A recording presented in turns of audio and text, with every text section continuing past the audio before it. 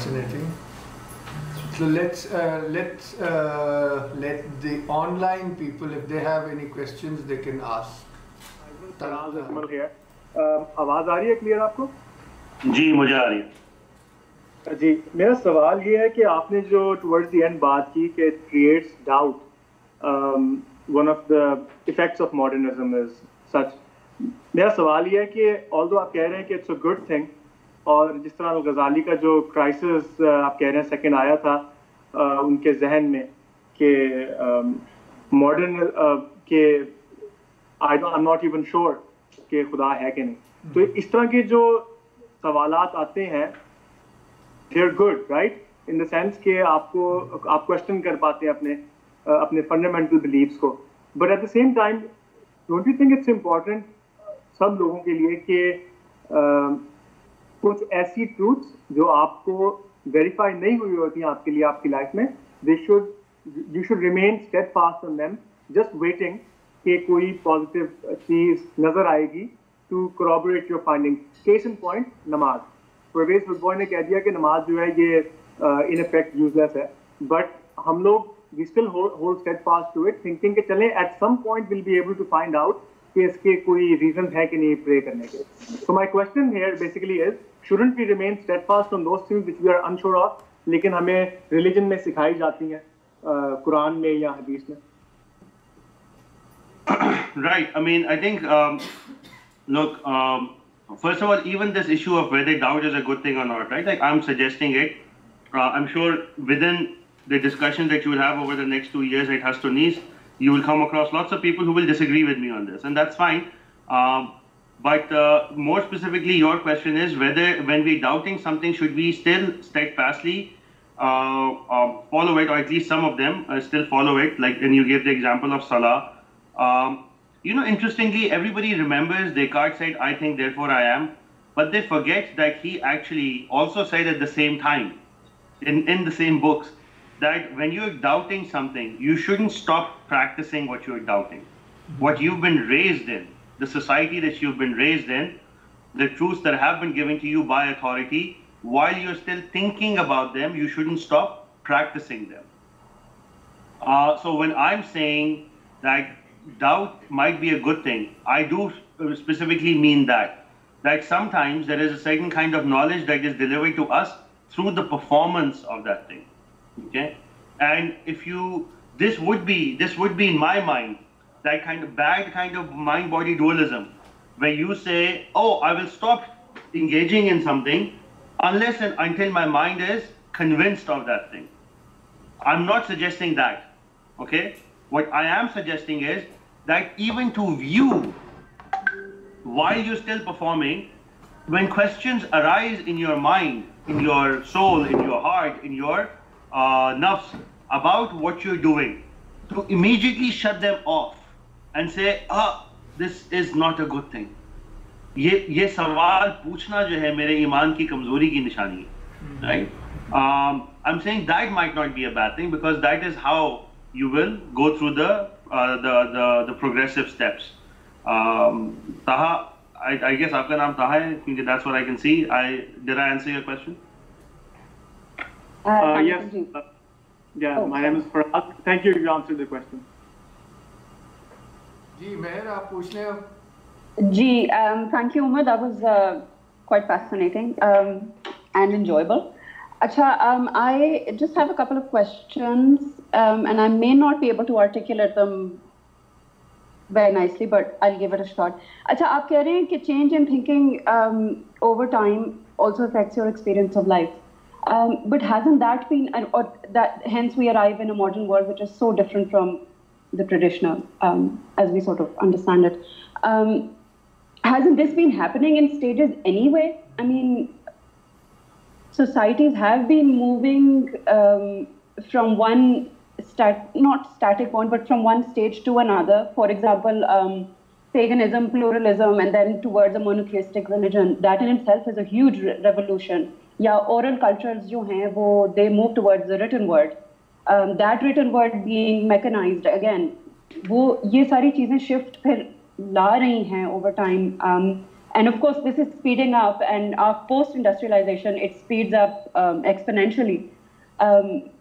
तो और आप एक जो बात कर रहे थे teleological effect कि I'm not very familiar with the term and I may not use it correctly, but ये भी तो it's we're working towards a goal, ना? The things are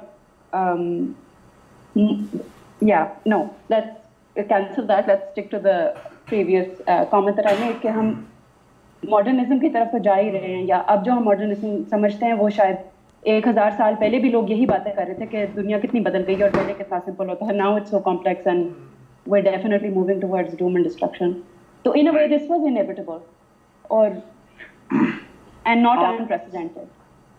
Right. I mean, actually, one thing that I could have easily put in the list, I didn't, but I may be listening to your question, I'm thinking I should have, is what we would call the rise of historicism. Right? Historicism का मतलब ये है कि constantly history में देखना और समझना कि हम इधर पहुंचे कैसे. It's part of that same thinking process which makes you say कि यार, how did we get here is more important rather than where are we going. Right? So आप causes in time जो पीछे हैं उनको पहले ज़्यादा देखते हैं.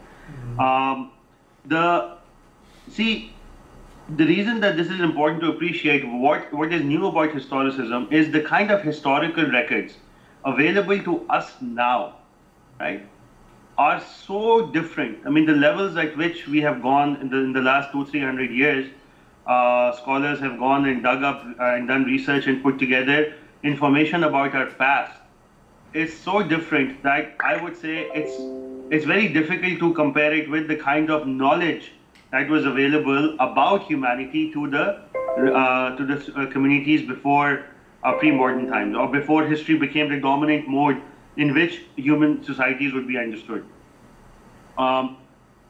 This is something which is qualitatively maybe quite different. Now, one might say, like the way you were saying, oh, but look, changes have been coming about. I mean, you're raising a very good point, and it's a very valid point, and trust me, within the scholarly literature, when historians, sociologists, they sit down and discuss, this is oftentimes the debate between, you've gotten to the crux of it. This is oftentimes the debate. People will say, but wait, changes have always been happening. Why are we so worried about these changes? Other people will say, yes, changes have been happening, but at some point or the other, the changes amount to something so powerful and so fast that you have to say that this is not just a small quantitative change, but this is a qualitative change. Just like temperature keeps rising, but once it hits 100, water starts to boil at that point. Okay? Iske upar there's lots of debate. Whether we are now or not, were we at that stage at the Industrial Revolution? Are we at that stage now when we, for example, created the nuclear weapon? I mean, there's endless debate about that, but I think one thing that is important to keep in mind on all of this is read how the world was described by people in time periods before our own. And it does feel very different. Okay, the pace of life does feel. Now that's why I said right at the beginning, we might be imagining all of these things, but I don't think there is any denial that at least that sense that we get, things were different, is there, and we should grapple with it. Anyway, I'll stop at that point. I think और भी सवाल है. I hope I answered that to some extent. यहाँ से किसी को सवाल You mentioned the comparison in the world of imagining. We are. You spoke about pre-modernism and modernism. There was the second point I just didn't understand. It was on methods on verification. I just missed it totally. Sorry. I mean, I just didn't understand. No, that's fine. So, I mean, I'll give you an example. So think of it this way. If I tell you 2 + 2 = 4, is that new knowledge that is being delivered, or is that just you understanding what the word for means, right? Knowledge as an exploration of what your own mind, or what your definitions, or what your concepts in your mind are, that was oftentimes the predominant concern of pre-modern thinkers. They were concerned about not so much. Actually, I'm trying to find a better way of putting it. let's say it this way. Instead of physics, mathematics was your bigger concern in pre-modern times. Okay? This is just meant to be an illustration. Okay, if you pick up Euclid, okay? Euclid is one of sort of like a founding figure of geometry. He is proceeding, definition of a line is this, okay? Then he derives theorems from that, then he makes angles, and everything is sort of following from that. There's this kind of deductive method, okay? Like to give the simplest example of a deduction, Umar is mortal, Umar is a man, all men are mortal, hence Umar is mortal, okay? This is the way the knowledge was laid out, your first two lines, right? Umar is a man, all men are mortal, hence Umar is mortal. Yeah, the first two, and then the movement of the third from the first two, this is known as deduction. This kind of verification of truth does not really require me to set up experiments, okay? Collect data. This requires me to think very hard. That's what it requires me to do. That's what I was saying is the difference between what you will see in post-Cartesian or post-Descartes philosophers versus earlier ones. The level of experimentation that they were interested in is very, very rare compared to the detailed experimentation that you will see happening later on. Does that help? Thoda better way? Yes. Thank you, Mr. Johnson. Yeah, she's saying yes.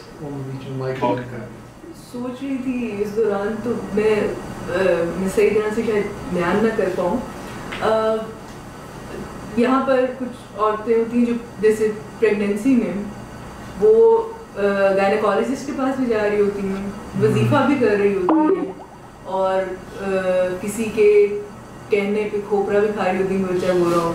तो ये अब 3 किस्म की चीज़ें हैं और मेरा ख्याल है जो गायनेकोलॉजिस्ट के पास भी जा रही होती हैं और उस वो मतलब मेथड तो वो मॉडर्न है, लेकिन उन्होंने देखा होता है कि आसपास लोग वहाँ पर जाते हैं और वो बच जाते हैं. तो ऐसी सिचुएशन में मतलब या तो आप परवेज हुड्डा जैसे हों कि जो सुबह उठ के सोचते हो कि भाई मैं मॉडर्निस्ट हूँ, तो हम लोग अपने आप को बॉक्स इस तरह से नहीं करते हैं और ये इतना मतलब बिल्कुल डिफरेंस नहीं होता है. मैं बहुत सारी चीज़ें मॉडर्न भी करती हूँ, ट्रेडिशनल भी करती हूँ.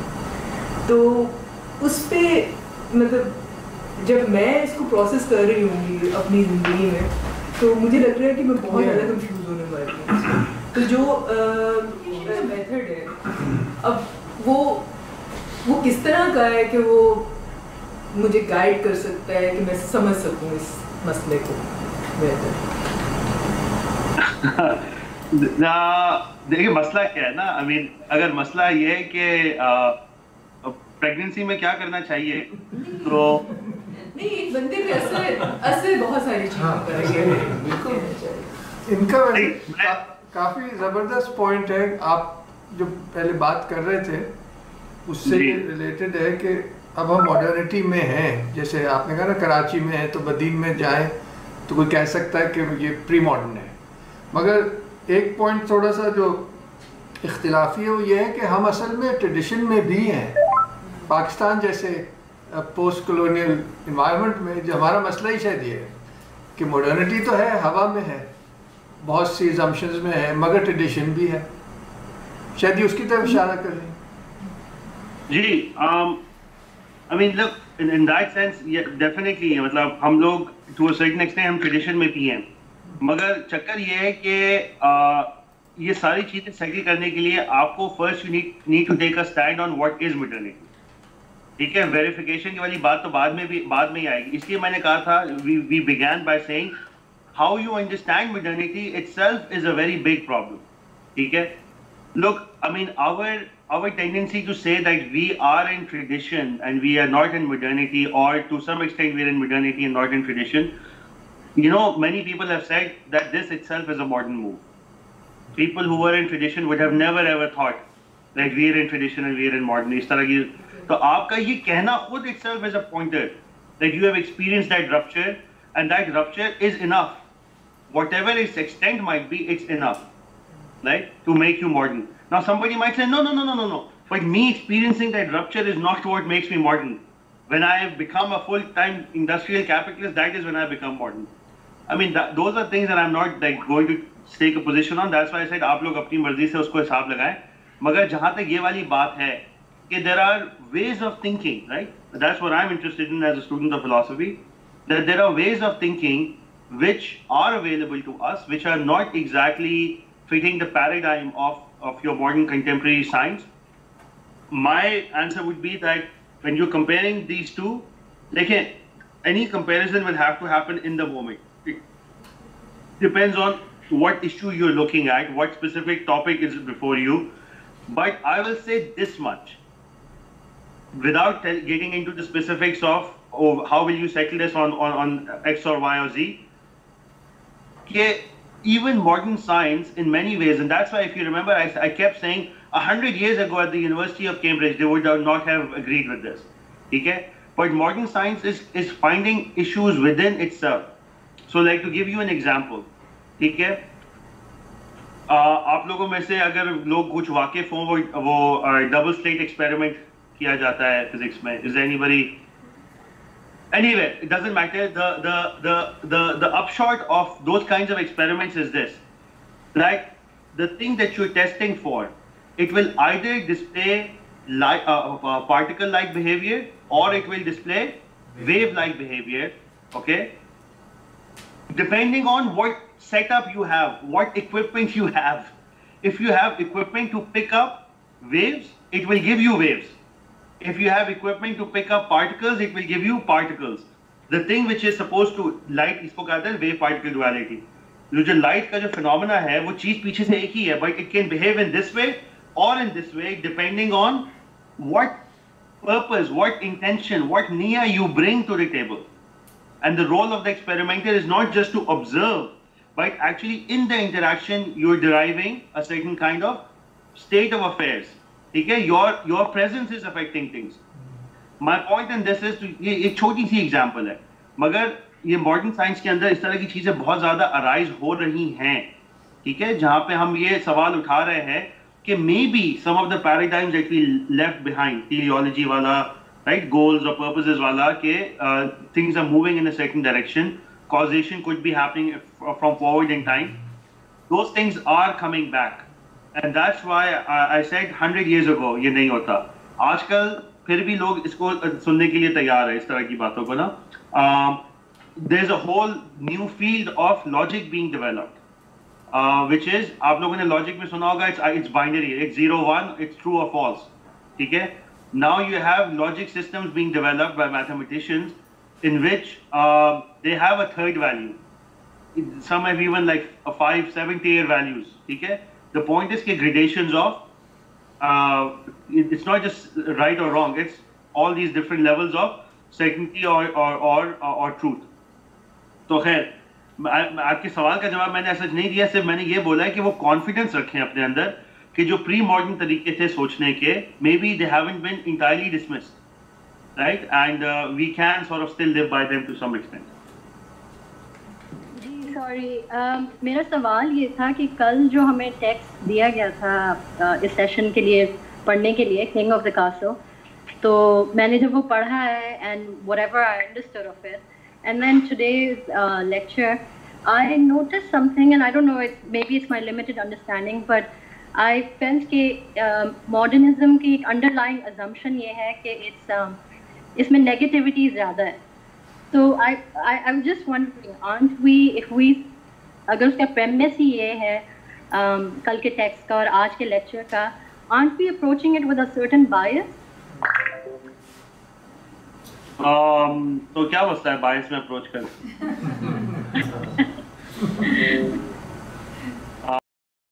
नहीं, मतलब देखिए, मेरा कहने का मतलब ये है कि नेगेटिविटी तो है, ठीक है, अपनी जगह पे वो. First of all, King of the Castle is something that Ali will discuss with you in more detail. So you can raise that question again. But if I restrict it to my end, which is basically कि, oh, but wait, you are approaching something negatively, so how can you talk about it objectively? I don't think that's a problem. Because look, it's like saying this, right? If it's like saying this, imagine a judge being told that you have to find rape to be equally acceptable and non-acceptable in order to rule in a particular case when somebody is being tried for rape. क्योंकि अगर आप ये पहले से बोल दें कि जी मुझे ये नहीं पसंद है, if I find it horrible, then you won't be able to judge on the facts of the case. You wouldn't say that, right? Does that make sense? मतलब मैं भी यही कहूँगा कि we as scholars, we as students, we as teachers we spend a lot of time in precisely trying to do this, right? You have your understanding of things. You look at things as much as you can, and then reach a judgment whether they are right or wrong. And then sort of make a call on that. And in your objective analysis, you don't necessarily, you try not to get that influence. Okay, what that doesn't mean is that I always have to say whatever it is that modernity is doing is good. Just like I also don't always have to say it's bad. I mean, if you look at my presentation, I'm trying to point to at least two. I mean, this is a longer discussion, but I'm trying to point to two things. One is a good side, I think a good side. Another is, I think, is a bad side. So, मतलब nuances to ऐसे develop होते हैं. There are people who would say modernity is entirely good. Very rare to find that within proper scholars and thinkers. Generally, हम लोग, even at school level, we always tell students, don't ever write things like, it was inevitable, or throughout history, or this is why, I'm talking about the US right now, this is why USA is a great nation, right? These are too simplistic of claims. I'm not trying to make that sort of a claim, but what I am saying is that think about whatever it is and try to understand, parse its good from its bad. For somebody else, the bad of modernity might, देखिए मेरे लिए अगर आप मुझसे पूछे ना, I would say that the biggest bad of modernity is actually capitalism. It's not even the philosophical changes that are coming about, because capitalism is a way of economic thinking के अंदर जिसके अंदर आप everything becomes a commodity. Everything becomes just something that is to be exploited. That is the greatest ill. इसके अलावा people becoming connected, I don't think that's necessarily that bad of a thing. So there are lots of issues, right? So good and bad, there are aspects that one would have to look at. But I wouldn't say that it's totally bad. सवाल है कि I think कि जो theory आपने हमसे discuss की इस lecture में, it's quite lot of, I think it's related to political science in one way or the other, in my opinion.